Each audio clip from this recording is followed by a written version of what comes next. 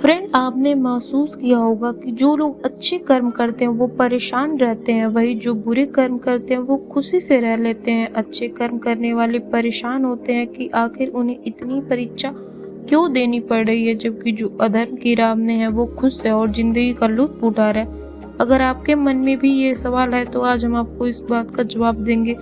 ये जवाब वो है जो भगवत गीता में लिखा हुआ है, श्री कृष्ण ने अर्जुन को दिया था। भगवत गीता में वर्णित कथा के अनुसार जब भी अर्जुन के मन में कोई दुविधा होती थी तो वो श्री कृष्ण के पास पहुंचते थे।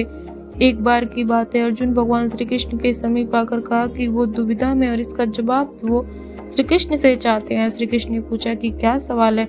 अर्जुन ने कहा, मुझे ये जानना है कि अच्छे लोगों के साथ हमेशा बुरा क्यों होता है, वही बुरे लोग खुश दिखते हैं। अर्जुन के मुंह से ऐसी बातें सुनकर श्री कृष्ण मुस्कुराए और कहा, मनुष्य जैसा सोचता है महसूस करता है वैसा कुछ नहीं होता है, बल्कि अपनी वजह से वो सच्चाई नहीं समझ पाता है। अर्जुन की ये बात नहीं समझ पाए। इसके बाद श्री कृष्ण ने क्या कहा वो आप जानते हैं। श्री कृष्ण ने अर्जुन से कहा, पार्थ, मैं तुम्हें एक कथा सुनाता हूँ, उसे सुनकर तुम समझ जाओगे कि हर प्राणी को उसके कर्म के हिसाब से ही फल मिलता है। प्रकृति हर किसी को अपनी राह चुनने का मौका देती है। अब वो मनुष्य की इच्छा पर निर्भर करता है कि उसे धर्म की राह चुननी या अधर्म की। कथा शुरू करते हुए श्री कृष्ण ने कहा, एक नगर में दो पुरुष रहा करते थे। एक पुरुष व्यापारी था, उसके जीवन में धर्म की बहुत महत्ता थी। वो पूजा पाठ में यकीन रखता था। वो हर रोज मंदिर जाता था, दान धर्म करता था और हर रोज भगवान पूजा करता था। वहीं दूसरा बिल्कुल विपरीत था। वो हर रोज मंदिर जाता था, लेकिन पूजा करने के लिए नहीं, बल्कि मंदिर के बाहर जूते चप्पल चुराने। उसे दान और धर्म से कोई लेना देना नहीं था। समय बीतता गया। एक दिन बहुत जोर की बारिश हो रही थी।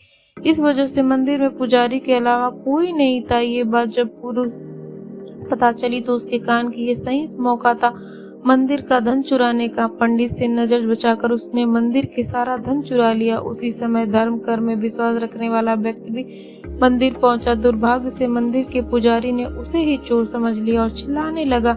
वहाँ लोग एकत्र हो गए, उसे बहुत मारा। किसी तरह वो बचते बचाते वहां से निकला तो दुर्भाग्य ने उसका साथ वहां भी नहीं छोड़ा।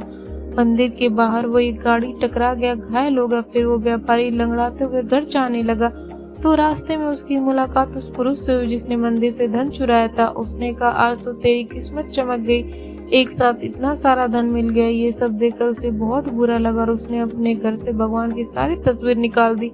कुछ सालों बाद दोनों की पुरुषों की मृत्यु हो गई। मरने के बाद जब दोनों यमराज की सभा में पहुंचे, भले पुरुष ने दूसरे व्यक्ति को देखा तो उसे बहुत गुस्सा आया। उसने क्रोधित होकर यमराज से पूछ लिया, मैं तो हमेशा अच्छे कर्म करता हूँ, दान में विश्वास रखता हूँ, उसके बदले जीवन भर मुझे अपमान और दर्द ही मिला और इस व्यक्ति को नोटों से भरी पोटली, आखिर ऐसा भेदभाव क्यों। इस पर यमराज ने कहा, पुत्र, तुम गलत समझ रहे हो। जिस दिन तुम्हारी गाड़ी से टक्कर हुई थी वो दिन तुम्हारे जीवन का आखिरी दिन था, परंतु तुम्हारे अच्छे कर्मों की वजह से तुम्हारी मौत सिर्फ एक छोटी सी चोट में बदल गई। तुम इस दुष्ट व्यक्ति के बारे में जानना चाहता हो। दरअसल इसके भाग में राजयोग था, मगर इसके कुकर्म और अधर्म की वजह से वो सिर्फ एक छोटी सी धन की पोटली में बदल गया।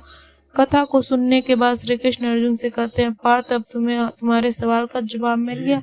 ऐसा सोचना हो कि भगवान तुम्हारे कर्मों को नजरअंदाज कर रहे हैं, बिल्कुल भी सत्य नहीं है। भगवान हमें कब क्या किस रूप में दे रहे हैं मनुष्य को समझ नहीं आता है, मगर आप अच्छे कर्म करते रहो तो भगवान की कृपा हमेशा बनी रहती है। इसीलिए अपने कर्मों को अच्छा में बदलना चाहिए, क्योंकि उसका फल हमें इसी जीवन में मिलता है। इसलिए मनुष्य का फर्ज है कि वो हमेशा अच्छे कर्म करते रहे, क्योंकि श्री कृष्ण ने गीता में बताया कि किसी के द्वारा किया गया कर्म बेकार नहीं जाता, चाहे वो अच्छा हो या बुरा हो।